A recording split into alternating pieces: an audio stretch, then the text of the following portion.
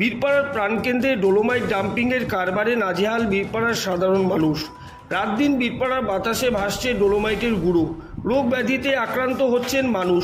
প্রকল্পটি বীরপাড়া থেকে অন্যত্র সরিয়ে নিয়ে যাওয়ার দাবিতে আন্দোলন শুরু করেছে ভয়েস অফ বীরপাড়া নামে এলাকার সাধারণ মানুষের একটি অরাজনৈতিক সংগঠন। সংগঠনটি জানিয়েছে দাবি পূরণের লক্ষ্যে বুধবার তারা ধর্নায় বসবেন। মঙ্গলবার সন্ধ্যা ৬টা নাগাদ ধর্নার প্রচারে ভয়েস অফ বীরপাড়া সংগঠনের তরফে রেলগেট থেকে হরিমন্দির পর্যন্ত একটি র্যালি করা হয়।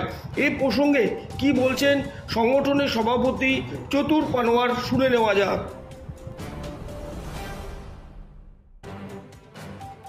বীরপাড়া দলগা স্টেশনে একটা র্যালি আছে, তার জন্য আমরা এই র্যালিটা করেছি। আজকে এই র্যালিটা সবাইকে আহ্বান জানা হচ্ছে, কালকে 9টার মধ্যে স্টেশনে সবাই চলে আসুক। কালকে ধর্মমঞ্চে আমরা অনেক কিছু কর্মসূচি আমরা যাচ্ছি বীরপাড়া রেলওয়ে স্টেশন থেকে ডোলোমাইটটা সরানোর জন্য আবেদন করছি। আপনার নাম আর পরিচয়? আমার নাম চতুর পানোয়ার, বীরপাড়া।